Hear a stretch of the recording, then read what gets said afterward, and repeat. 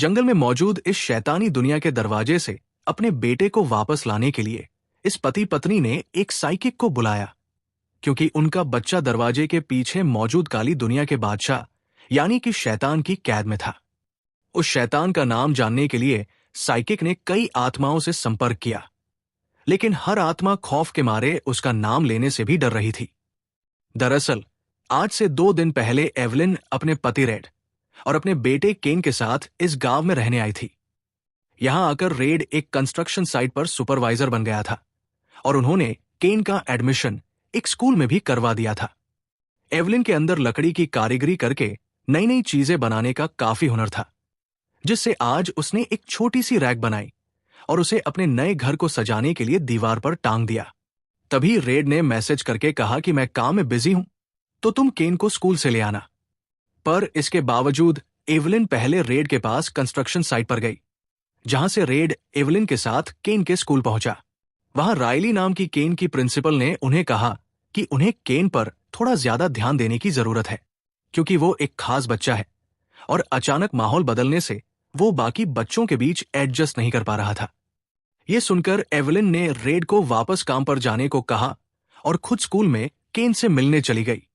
केन उस वक्त स्कूल की ग्राउंड में अकेले अपनी खिलौने वाली गाड़ी लेकर बैठा हुआ था और पास बैठे बच्चे उसे देखकर हंस रहे थे। जब एवलिन उसके पास गई तो उसने केन को खुश करने के लिए उसे एक और खिलौना दिया और उसे अपने साथ घर ले जाने लगी। पर गाड़ी में बैठकर केन ने एवलिन से कहा कि मुझे स्कूल में अच्छा नहीं लग रहा, इसलिए मुझे अपने पुराने स्कूल में वापस जाना है। जिस पर एवलिन ने बड़े प्यार से उसे समझाया कि उसके जैसे बच्चों के स्कूल की फीस बहुत ज्यादा है, जिसके लिए रेड बहुत मेहनत कर रहा है, इसलिए अगले साल तक केन को इसी स्कूल से काम चलाना पड़ेगा, क्योंकि ये गांव का सबसे अच्छा स्कूल है और इसकी फीस भी काफी कम है। इतना कहकर एवलिन केन को वापस घर ले आई। अब इसके अगले दिन जब एवलिन घर में कॉल पर अपनी मां से बात कर रही थी, तो अचानक उसके दरवाजे पर किसी ने दस्तक दी। दरवाजा खोलने पर एवलिन के सामने सैम था, जो एक साइकिक और टैरो कार्ड रीडर था। सैम को बोलने और सुनने दोनों में ही दिक्कत थी, पर वो इशारों और थोड़ा थोड़ा बोलकर टैरो कार्ड से सब समझा देता था। एवलिन उसे काफी समय से जानती थी और उसने ही सैम को घर की शुद्धि करवाने के लिए बुलाया था, ताकि बैड लक घर से दूर रहे। तब सैम ने पहले अपने टैरो कार्ड निकालकर रेड के बारे में बताना शुरू किया कि इस बार उसके काम में तरक्की होगी और उसे नए नए काम करने का मौका मिलेगा।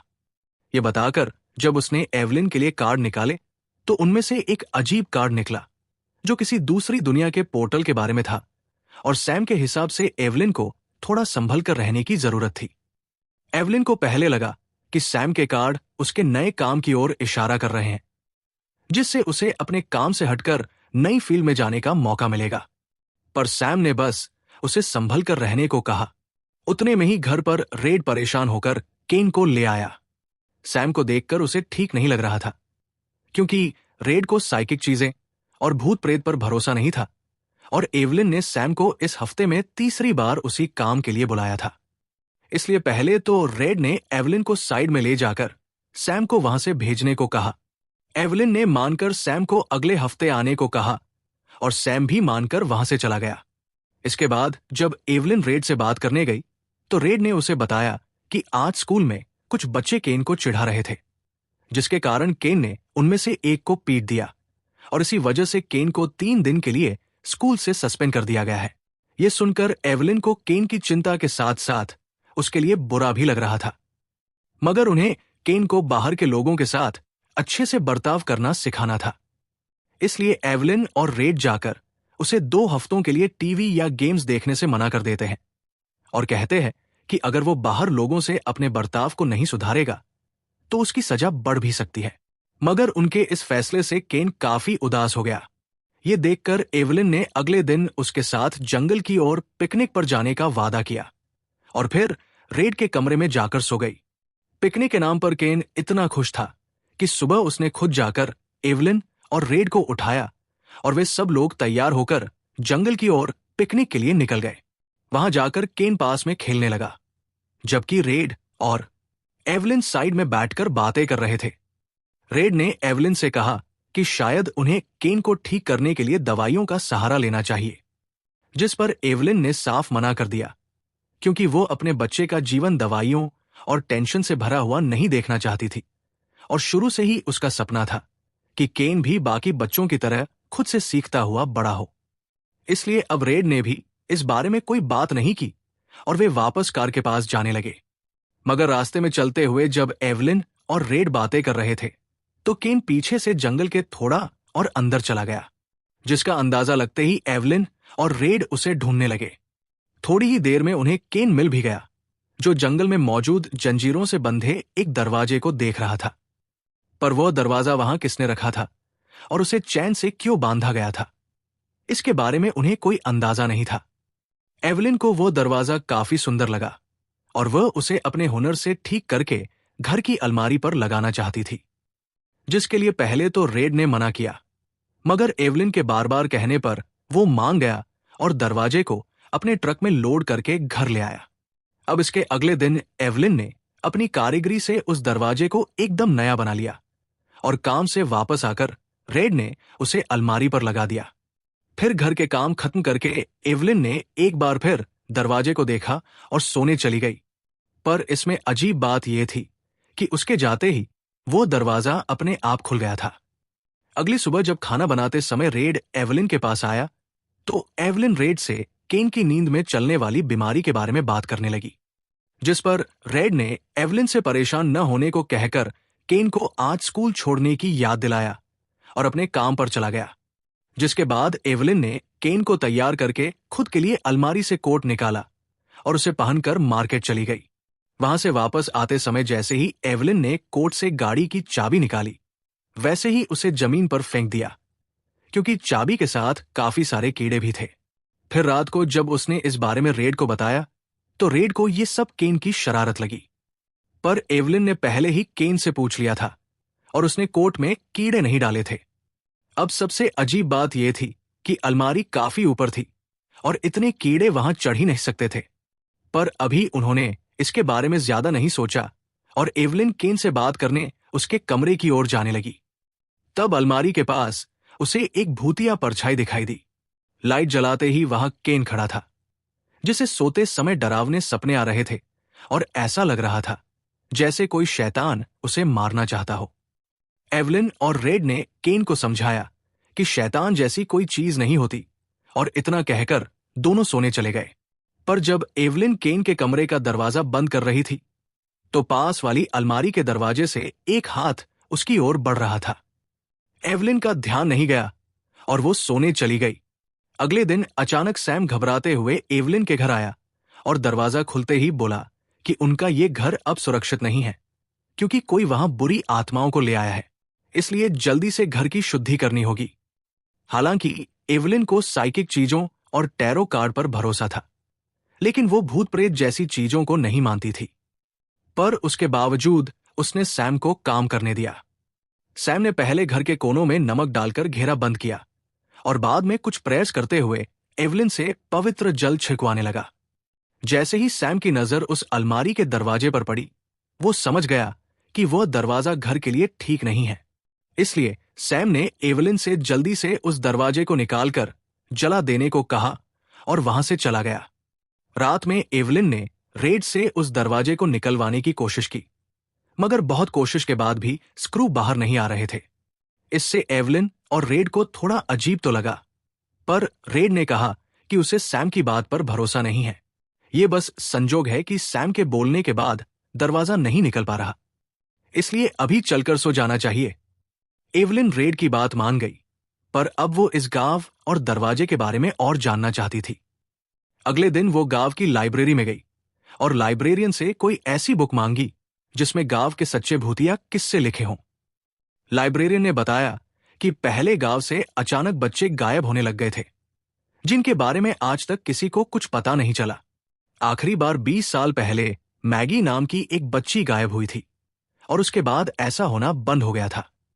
सभी बच्चों की फोटो लेकर एवलिन घर वापस चली गई और रात में रेड को सब बताया, पर रेड ने उसे ज्यादा ध्यान न देने को कहा और दोनों सो गए।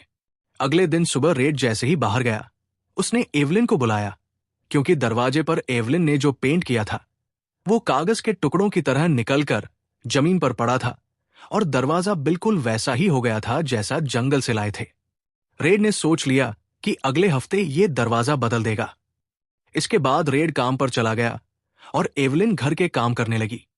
तभी अचानक उसके घर में एक अनजान भूतिया लड़की उस दरवाजे से निकलकर घूमने लगी, पर एवलिन का ध्यान नहीं गया और लड़की वापस दरवाजे के अंदर चली गई। एवलिन ने दरवाजा बंद होने की आवाज सुनी, मगर कुछ अजीब न देखकर उसे वहम लगा और वो फिर काम करने लगी। तभी रायली ने मैसेज करके जल्दी स्कूल बुलाया, क्योंकि केन ने फिर से उन्हीं बच्चों को मारा था और स्कूल की पॉलिसी के कारण केन को स्कूल से निकाल दिया गया था। एवलिन केन को घर लेकर घर आई, मगर वो उसकी हालत से काफी परेशान थी। उसे लगने लगा था कि केन किसी बात से डिस्टर्ब चल रहा है, इसलिए रेड ने फैसला किया कि अगले दिन से केन को काम पर ले जाएगा, जहां वो लोगों के साथ घुले मिलेगा, जिम्मेदारियां समझेगा और थोड़े पैसे जुड़ते ही उसका स्पेशल स्कूल में एडमिशन करवा देंगे। एवलिन भी मान गई। अगले दिन केन और रेड के काम पर जाने के बाद एवलिन फिर से उन गायब बच्चों के अखबार देखने लगी। उसे मैगी की मां का पता चला, जो अभी भी उसी गांव में रहती थी। एवलिन उसके पास गई और उस दरवाजे के बारे में पूछा। मैगी की मां ने बताया कि वह दरवाजा बहुत खतरनाक है और उसे घर पर लगाने से केन को खतरा है। दरअसल जहां उन्हें वह दरवाजा मिला था, वहां पहले एक वीरान घर था। उस समय अचानक गांव से बच्चे गायब होने लगे, जिनमें मैगी भी शामिल थी। पता करने पर मैगी की मां को हुआ कि सभी बच्चों को आखिरी बार उसी घर के आसपास देखा गया था। उसने घर जला दिया, मगर दरवाजा नहीं जला। उसने उसे 8 फीट नीचे गाड़ा, पर अगले दिन वो फिर खड़ा मिला। तब उसने दरवाजे को चैन से बांध दिया और उसके बाद बच्चे गायब होना बंद हो गए। एवलिन ने पूछा कि दरवाजे के दूसरी तरफ क्या है। मैगी की मां ने कहा, मैं बस इतना जानती हूं कि उसके अंदर मौजूद शैतान बच्चों को ले जाता है और कभी वापस नहीं करता। ये सुनकर एवलिन को समझ आ गया कि केन के साथ कुछ बुरा होने से पहले दरवाजा घर से निकालना है। मगर तभी रेड का मैसेज आया कि उसने केन को घर छोड़ दिया है। एवलिन घबराकर घर भागी और रेड को भी बुला लिया, पर जब तक वे पहुंचे, केन गायब हो चुका था। केन के गायब होने से पुलिस भी आ गई, पर सारी छानबीन के बाद भी कोई सुराग नहीं मिला। एवलिन पूरी तरह टूट गई थी। अब उसे समझ आया कि सैम के टैरो कार्ड में किस दुनिया की बात हो रही थी। रात में पुलिस के जाने के बाद एवलिन अलमारी के पास आई, सारे कपड़े निकालकर फेंक दिए। जब केन की जैकेट हाथ में आई तो वो जोर जोर से रोने लगी। रेड ने आकर उसे संभाला और सुला दिया। अगली सुबह जैसे ही एवलिन की आंख खुली, उसने रेड से फोन मांगा। वो जानती थी कि केन को वापस कैसे लाना है। शाम में सैम को बुलाया गया। सैम ने कहा कि दूसरी दुनिया के एक खतरनाक शैतान ने केन को कैद कर लिया है और दरवाजे के पीछे उसकी दुनिया है। केन को वापस लाने के लिए रिचुअल उसी जगह करना होगा जहां दरवाजा मिला था, और हो सकता है शैतान से लड़ाई भी करनी पड़े। एवलिन कुछ भी करने को तैयार थी। रेड ने हथौड़े से दरवाजा तोड़ दिया और वे जंगल पहुंच गए। सैम ने तैयारियां की। एवलिन रेड को नमक के घेरे में खड़ा किया और चैंटिंग शुरू की। कई आत्माएं बुलाई, मगर कोई शैतान का नाम नहीं बता रही थी। आखिर एक आत्मा से द्वारपाल इम्पसा का नाम पता चला। केन के जिंदा होने की पुष्टि के लिए डायरी पेंसिल रखी गई। काफी कोशिश के बाद भी कुछ नहीं हुआ। तभी रेड के हाथ से खुद ब खुद मदद लिखा गया। केन ने लिखवाया था। सैम ने इम्पसा को अपने अंदर बुलाया।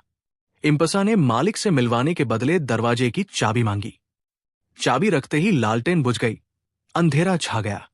फिर लालटेन जली तो सामने सभी गायब बच्चे की आत्माएं थी। दरवाजा खुला और शैतान दिखाई दिया। शैतान ने कहा कि केन के बदले कुछ देना पड़ेगा। एवलिन ने खुद और रेड को देने की पेशकश की, पर शैतान ने मना कर दिया। उसकी दुनिया में सिर्फ बच्चे रह सकते हैं, जिन्हें खाकर वो ताकतवर होता है। उसने शर्त रखी कि दरवाजा ऐसी जगह लगाओ जहां से उसे और बच्चे आसानी से मिल सके। एवलिन रोने लगी, मगर केन को बचाने के लिए कोई रास्ता नहीं था। रेड और एवलिन मान गए, कॉन्ट्रैक्ट साइन किया और केन को लेकर वापस आ गए। सैम ने चेतावनी दी कि जल्दी शर्त पूरी करो वरना केन मर जाएगा। एवलिन और केन मां के घर चले गए। रेड गांव में रुक गया, दरवाजा ठीक किया और रायली के स्कूल में दान कर दिया। जहां रोज हजारों बच्चे आते थे। शर्त पूरी हो गई। अब रेड और उसके परिवार को कोई खतरा नहीं था। पर अगर आप रेड और एवलिन की जगह होते तो शैतान की इस शर्त को मानते या नहीं? कमेंट करके अपना फैसला जरूर बताना। कहानी यही खत्म हुई। वीडियो पसंद आई हो तो लाइक और सब्सक्राइब करना न भूलें।